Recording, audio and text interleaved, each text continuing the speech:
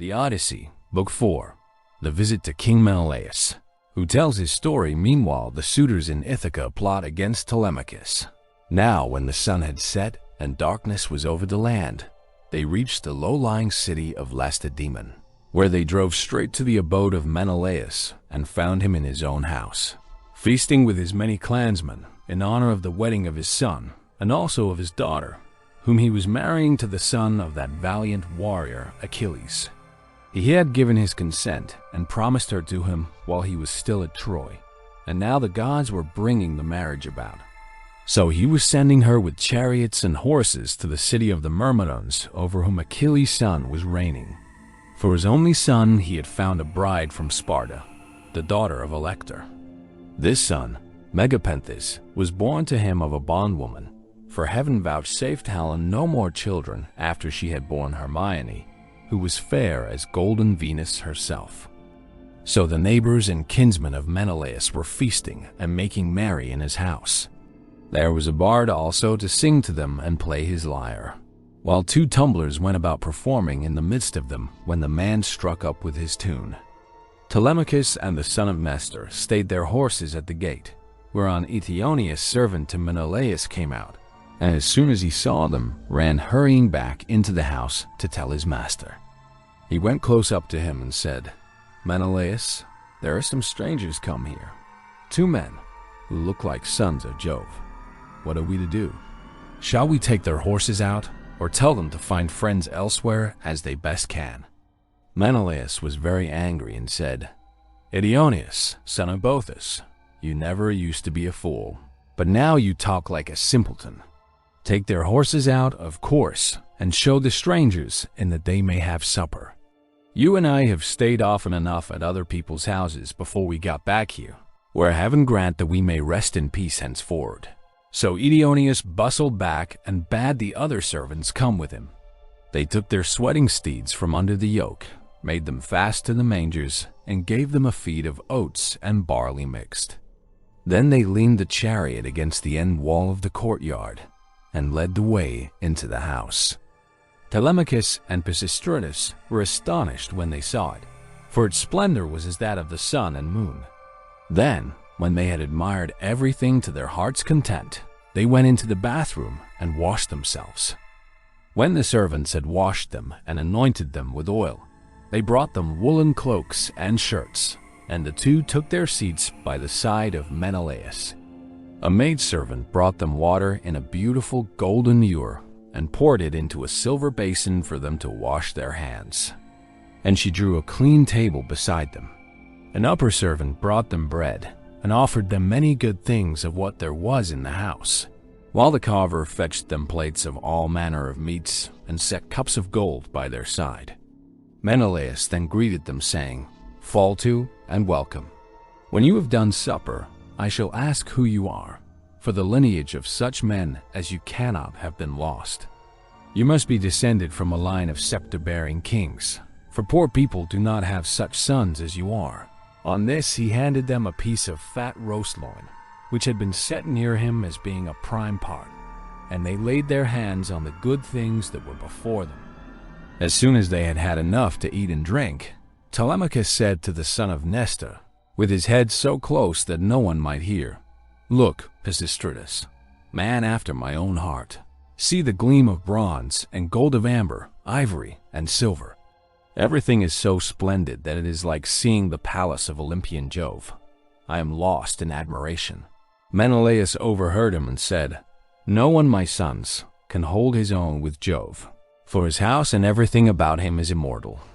But among mortal men, well, there may be another who has as much wealth as I have, or there may not. But at all events, I have traveled much and have undergone much hardship, for it was nearly 8 years before I could get home with my fleet. I went to Cyprus, Phoenicia, and the Egyptians. I went also to the Ethiopians, the Sidonians, and the Arembians, and to Libya, where the lambs have horns as soon as they are born, and the sheep lamb down 3 times a year. Everyone in that country, whether master or man, has plenty of cheese, meat, and good milk, for the ewes yield all the year round. But while I was traveling and getting great riches among these people, My brother was secretly and shockingly murdered through the perfidy of his wicked wife, so that I have no pleasure in being lord of all this wealth. Whoever your parents may be, they must have told you about all this, and of my heavy loss in the ruin of a stately mansion fully and magnificently furnished. Would that I had only a third of what I now have, so that I had stayed at home, and all those were living who perished on the plain of Troy, far from Argos. I often grieve, as I sit here in my house, for one and all of them. At times I cry aloud for sorrow, but presently I leave off again, for crying is cold comfort and one soon tires of it. Yet grieve for these as I may, I do so for one man more than for them all. I cannot even think of him without loathing both food and sleep, so miserable does he make me. For no one of all the Achaeans worked so hard or risked so much as he did. He took nothing by it, and has left a legacy of sorrow to myself, for he has been gone a long time, and we know not whether he is alive or dead. His old father, his long-suffering wife Penelope, and his son Telemachus, whom he left behind him an infant in arms, are plunged in grief on his account. Thus spoke Menelaus, and the heart of Telemachus yearned as he bethought him of his father. Tears fell from his eyes as he heard him thus mentioned, so that he held his cloak before his face with both hands. When Menelaus saw this, he doubted whether to let him choose his own time for speaking, or to ask him at once and find what it was all about. While he was thus in two minds, Helen came down from her high, vaulted, and perfumed room, looking as lovely as Diana herself. Adraste brought her a seat, Alcip a soft woolen rug, while Philo fetched her the silver workbox which Alcandra, wife of Polybus, had given her. Polybus lived in Egyptian Thebes, which is the richest city in the whole world.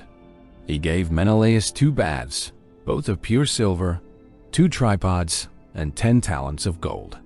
Besides all this, his wife gave Helen some beautiful presents, to wit, a golden distaff and a silver workbox that ran on wheels, with a gold band round the top of it.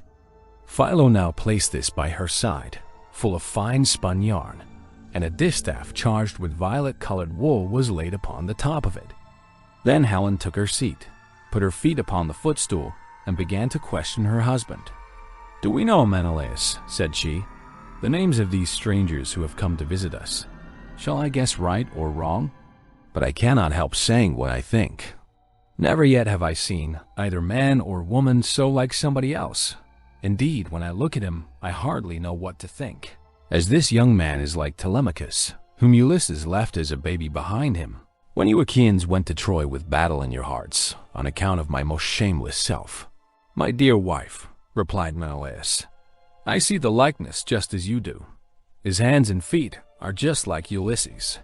So is his hair, with the shape of his head and the expression of his eyes. Moreover, when I was talking about Ulysses, and saying how much he had suffered on my account, tears fell from his eyes, and he hid his face in his mantle. Then Pisistratus said, 'Menelaus, son of Atreus, you are right in thinking that this young man is Telemachus. But he is very modest, and is ashamed to come here and begin opening up discourse with one whose conversation is so divinely interesting as your own. My father, Nestor, sent me to escort him hither, for he wanted to know whether you could give him any counsel or suggestion. A son is always trouble at home when his father has gone away, leaving him without supporters. And this is how Telemachus is now placed, for his father is absent, and there is no one among his own people to stand by him.' 'Bless my heart,' replied Menelaus, 'then I am receiving a visit from the son of a very dear friend, who suffered much hardship for my sake.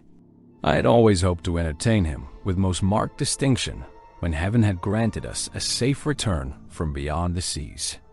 I should have founded a city for him in Argos and built him a house.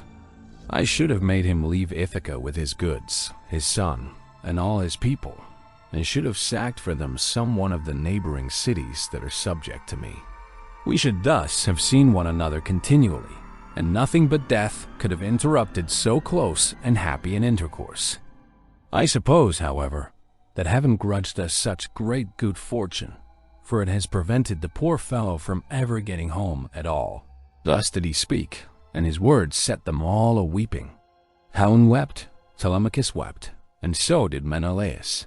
Nor could Pisistratus keep his eyes from filling, when he remembered his dear brother Antilochus, whom the son of bright dawn had killed.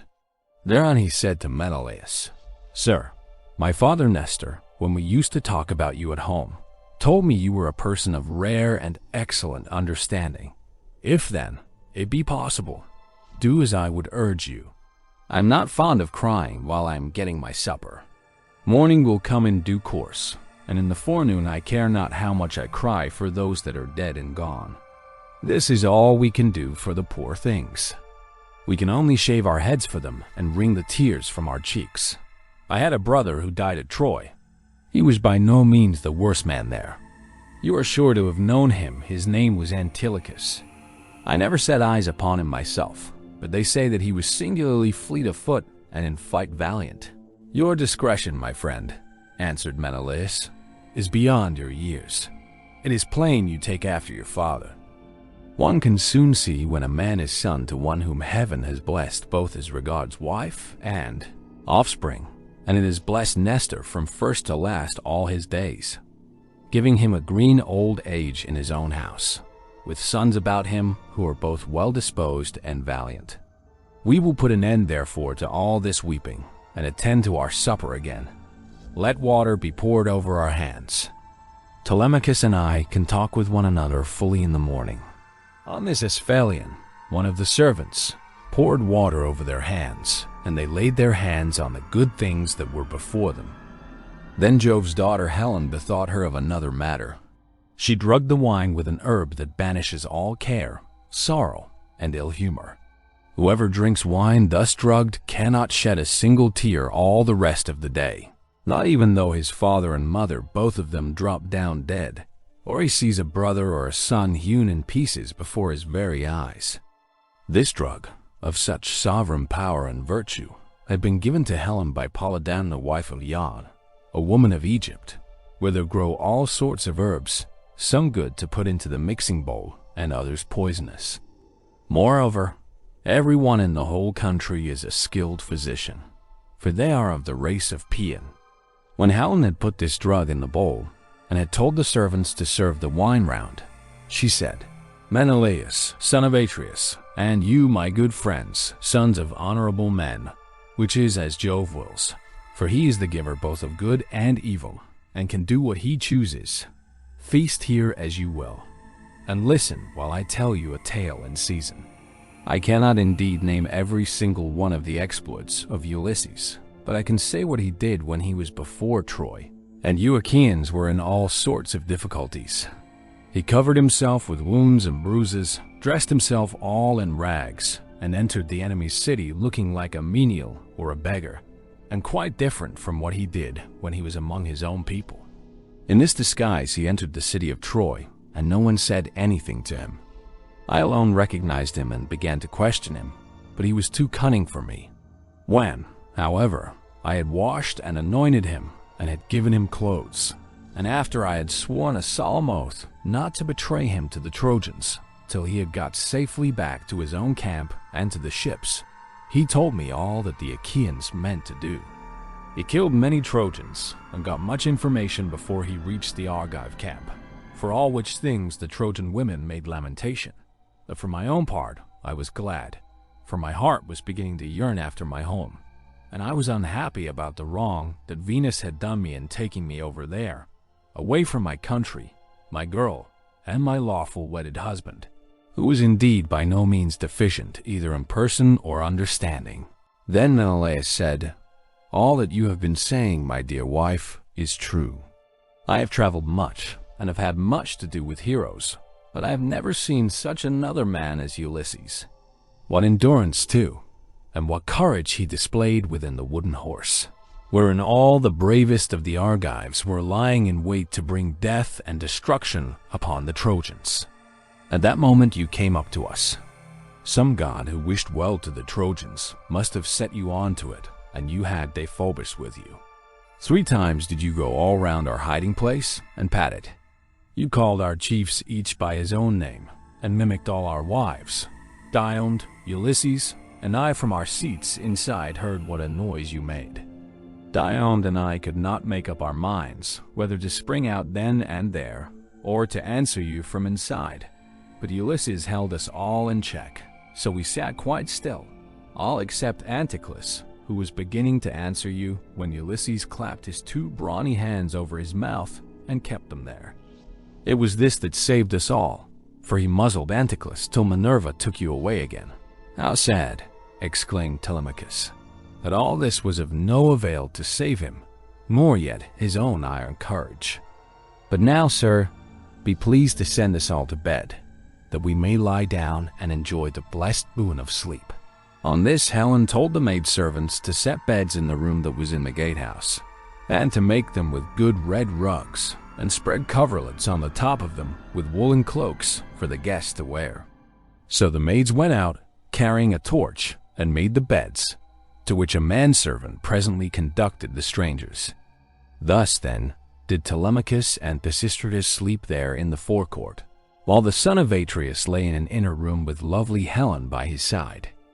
When the child of morning, rosy-fingered dawn, appeared, Menelaus rose and dressed himself. He bound his sandals on to his comely feet, girded his sword about his shoulders, and left his room looking like an immortal god. Then, taking a seat near Telemachus, he said, "And what, Telemachus, has led you to take this long sea voyage to Lacedaemon? Are you on public or private business? Tell me all about it." "I have come, sir," replied Telemachus, "to see if you can tell me anything about my father. I am being eaten out of house and home. My fair estate is being wasted, and my house is full of miscreants who keep killing great numbers of my sheep and oxen, on the pretense of paying their addresses to my mother. Therefore, I am suppliant at your knees, if haply you may tell me about my father's melancholy end, whether you saw it with your own eyes, or heard it from some other traveler. For he was a man born to trouble.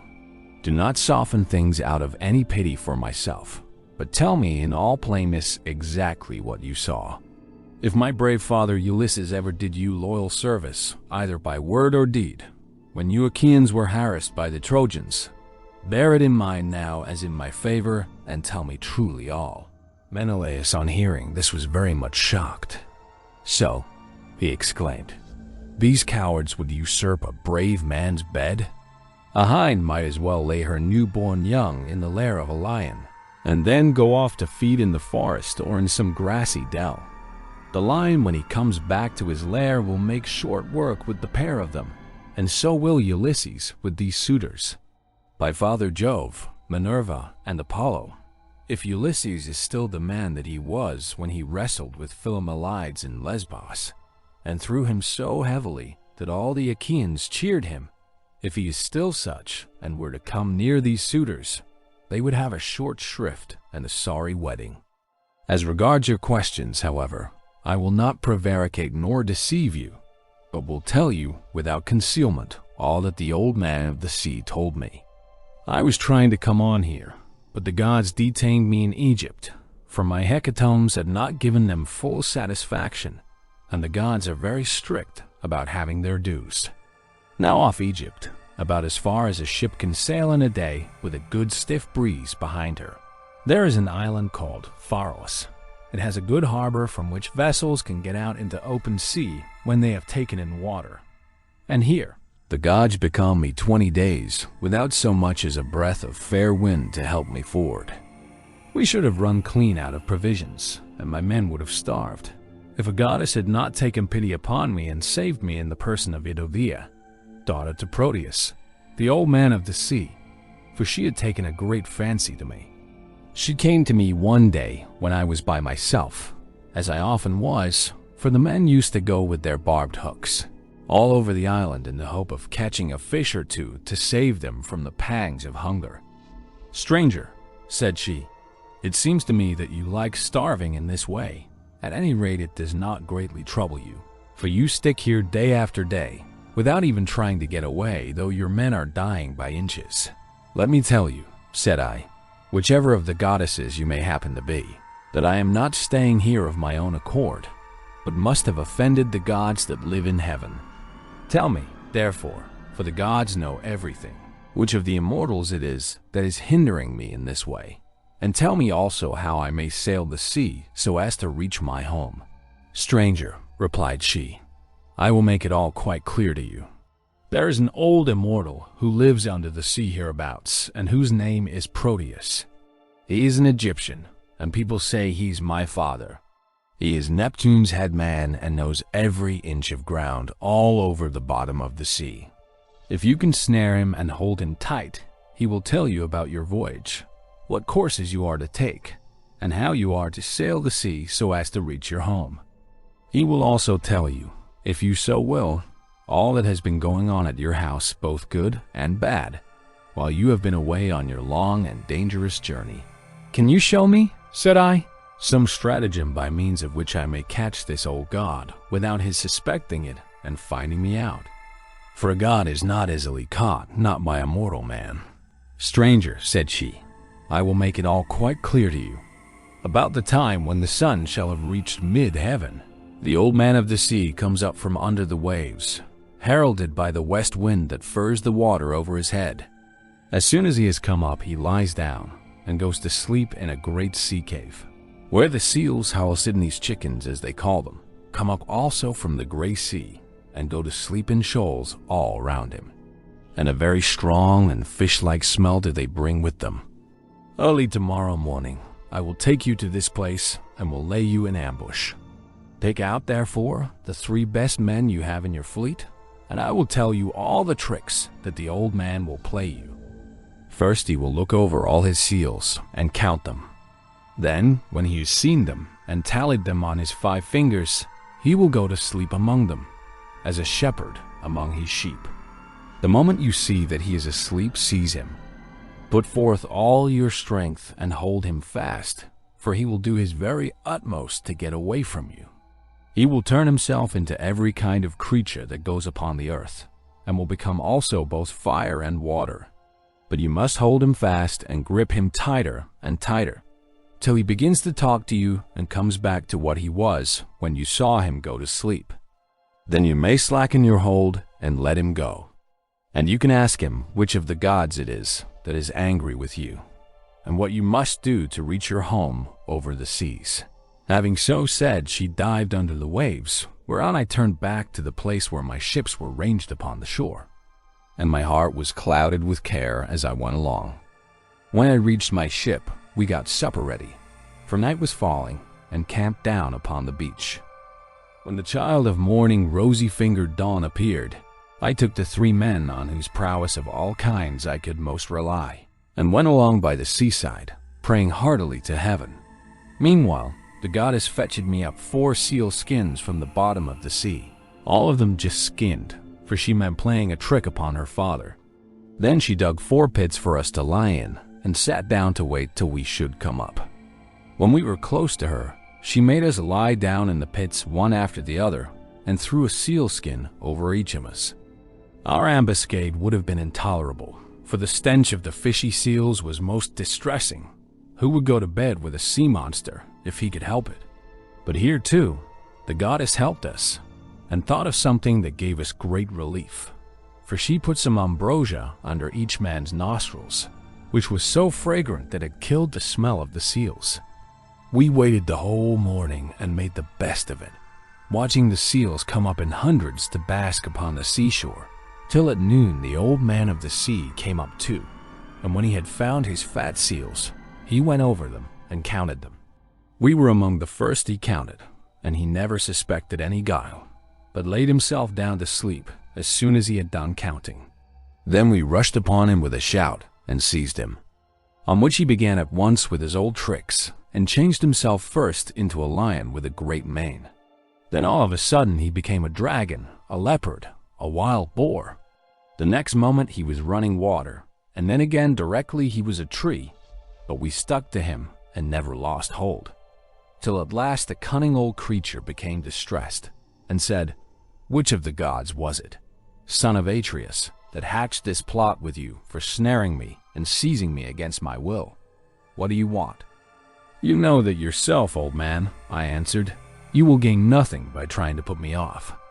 It is because I have been kept so long in this island, and see no sign of my being able to get away. I am losing all heart. Tell me, then, for you gods know everything, which of the immortals it is that is hindering me, and tell me also how I may sail the sea so as to reach my home." "Then," he said, "if you would finish your voyage and get home quickly, you must offer sacrifices to Jove and to the rest of the gods before embarking. For it is decreed that you shall not get back to your friends and to your own house, till you have returned to the heaven-fed stream of Egypt and offered holy hecatombs to the immortal gods that reign in heaven. When you have done this, they will let you finish your voyage. I was broken-hearted when I heard that I must go back all that long and terrible voyage to Egypt. Nevertheless, I answered, I will do all, old man, that you have laid upon me. But now tell me, and tell me true, whether all the Achaeans whom Nestor and I left behind us when we set sail from Troy have got home safely, or whether any one of them came to a bad end either on board his own ship or among his friends when the days of his fighting were done." "Son of Atreus," he answered, "why ask me? You had better not know what I can tell you, for your eyes will surely fill when you have heard my story.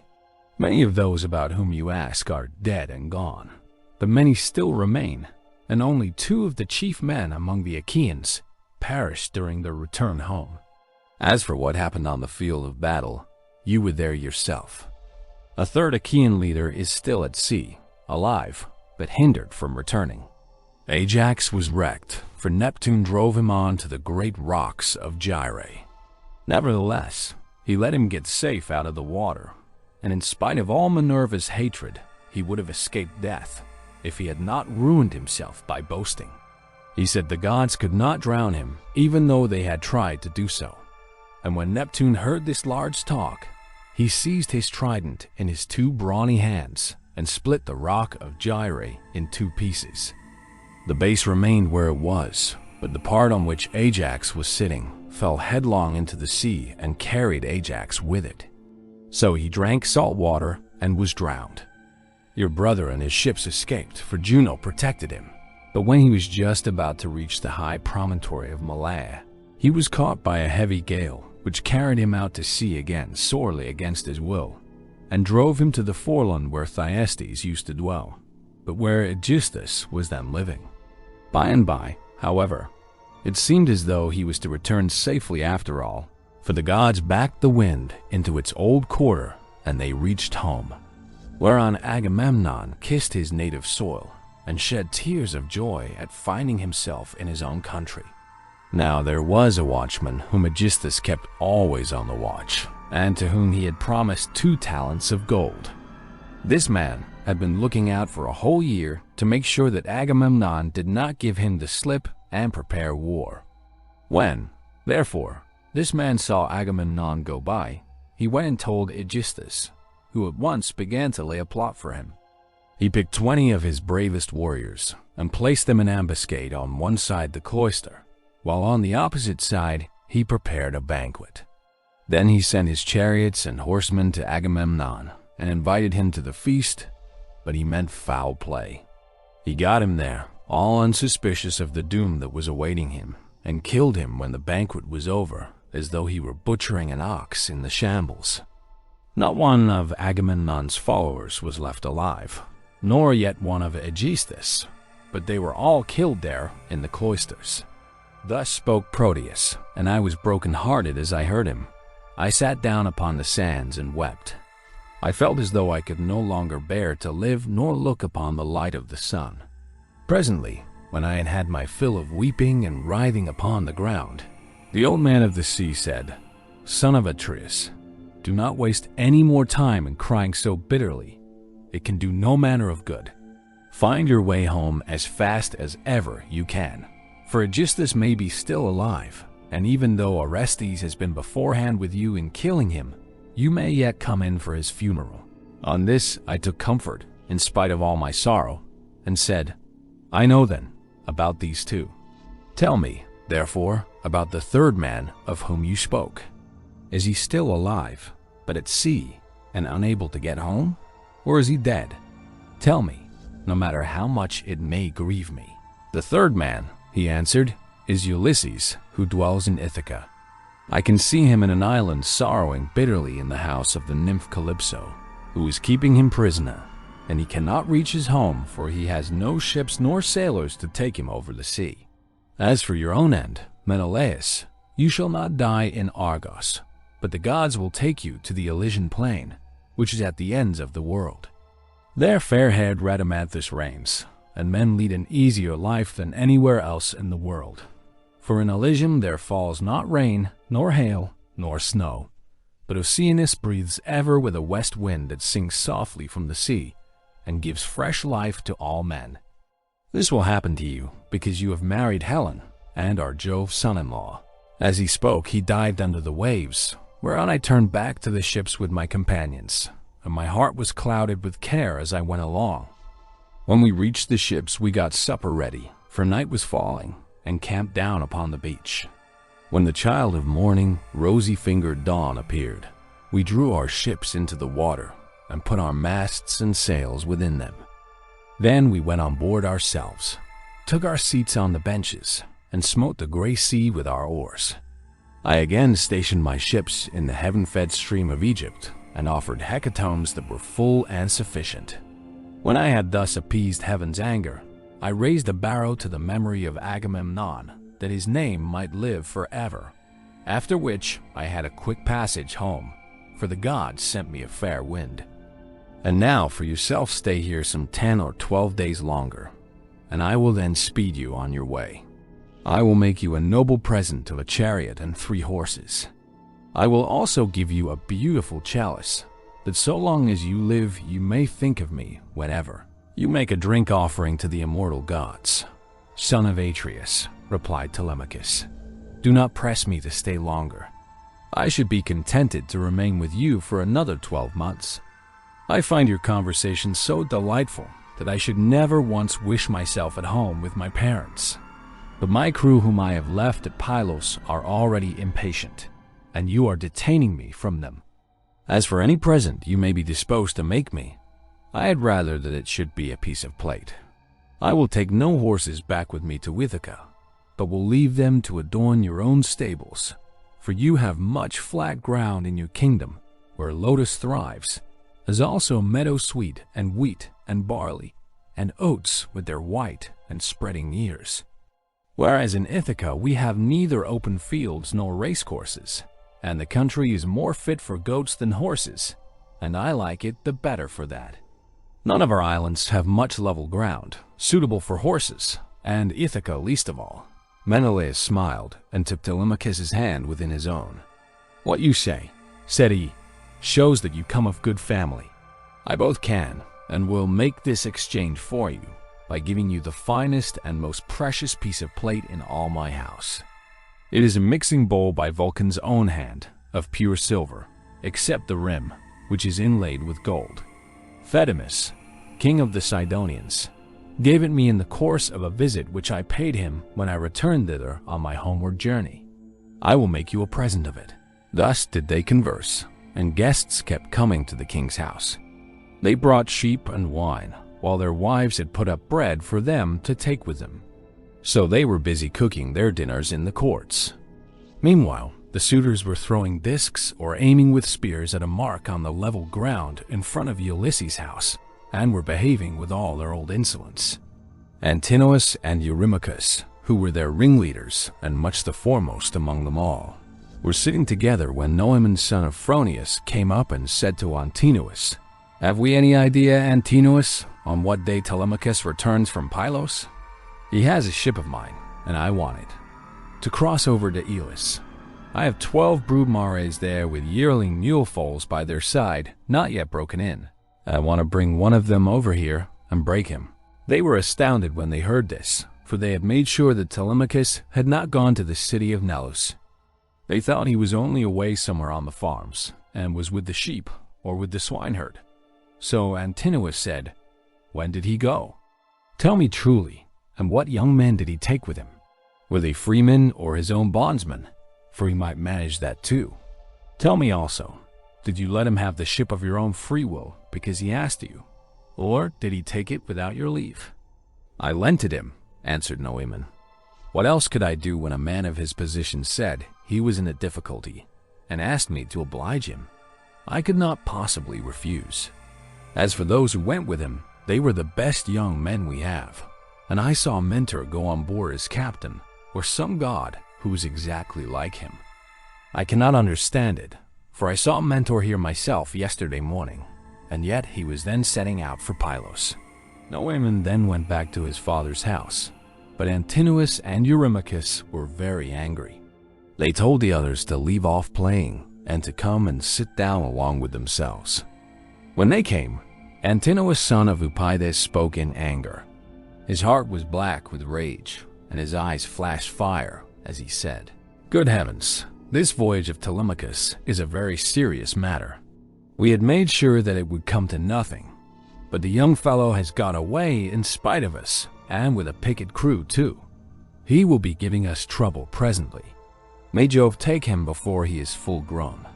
Find me a ship, therefore, with a crew of 20 men, and I will lie in wait for him in the straits between Ithaca and Samos. He will then rue the day that he set out to try and get news of his father."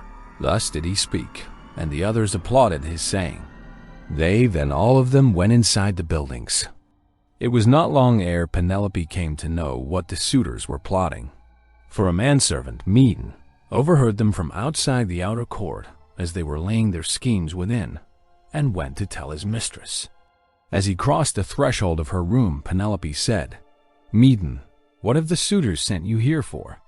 Is it to tell the maids to leave their master's business and cook dinner for them? I wish they may neither woo nor dine henceforward, neither here nor anywhere else. But let this be the very last time for the waste you all make of my son's estate.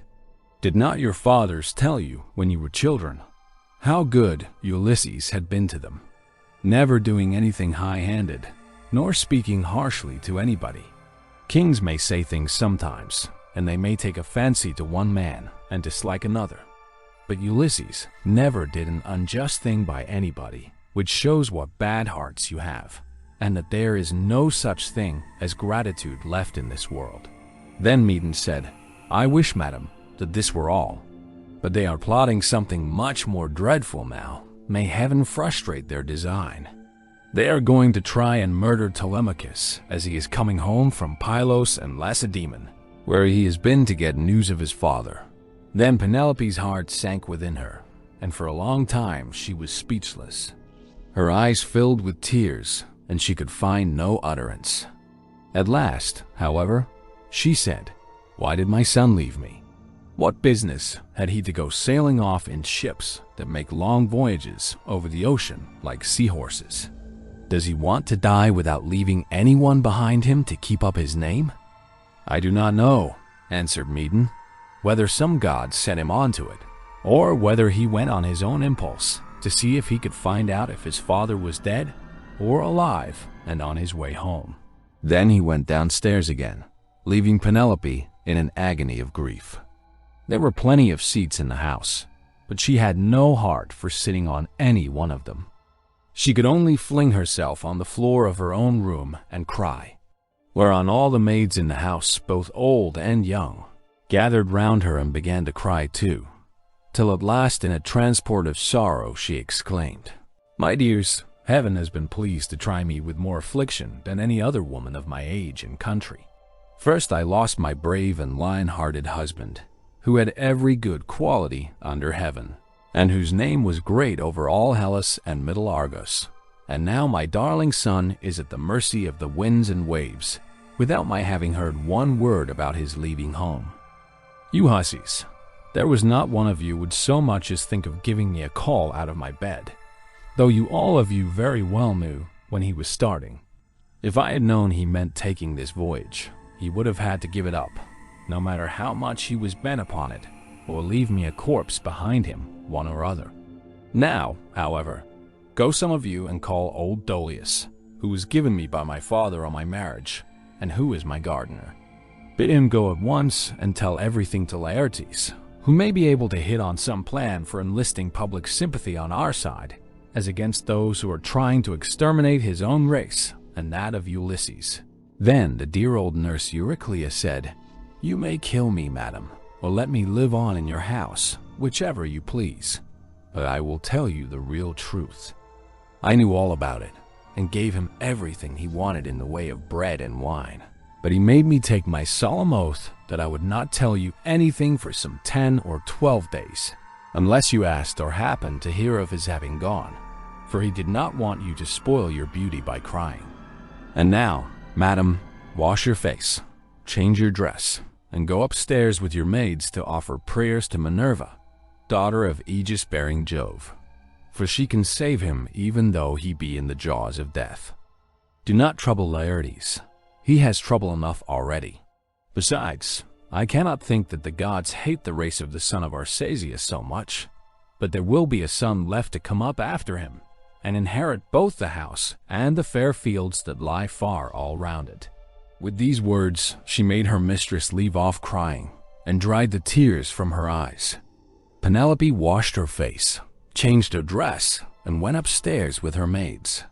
She then put some bruised barley into a basket, and began praying to Minerva. "Hear me," she cried, "daughter of Aegis-bearing Jove, unweariable.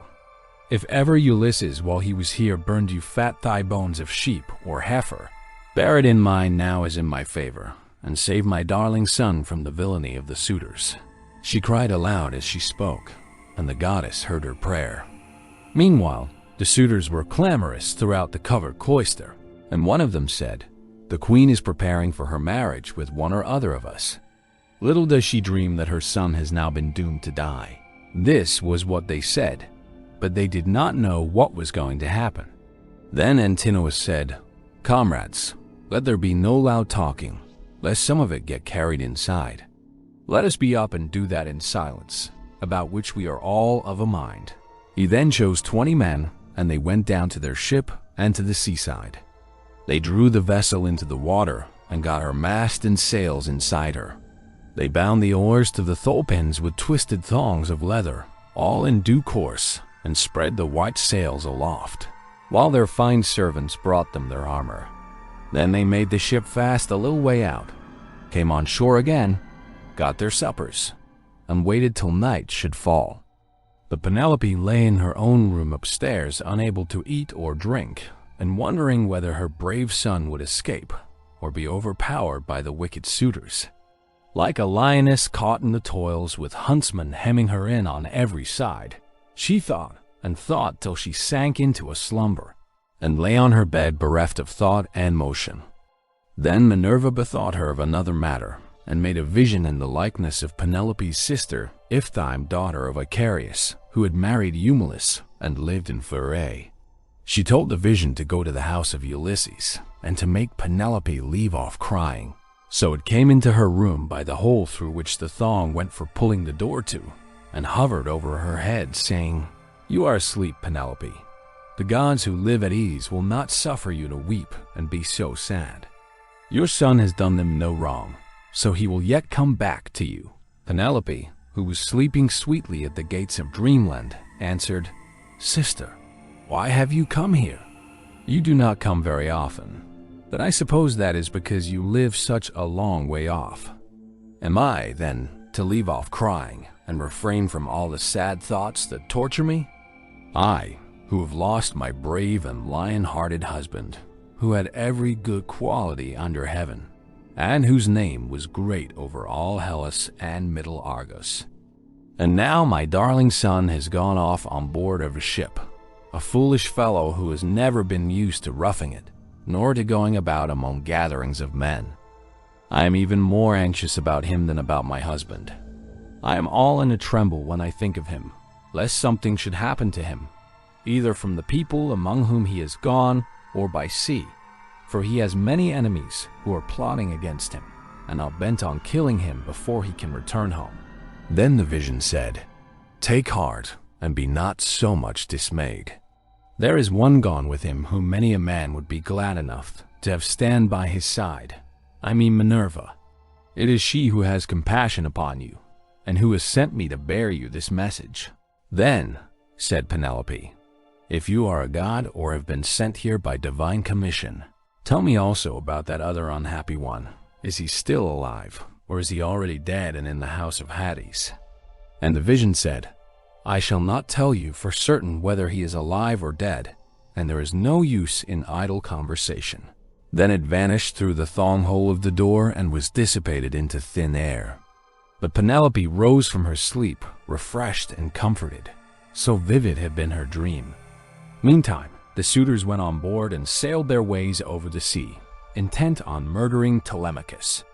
Now there is a rocky islet called Asteris, of no great size, in mid-channel between Ithaca and Samos, and there is a harbor on either side of it where a ship can lie. Here then the Achaeans placed themselves in ambush,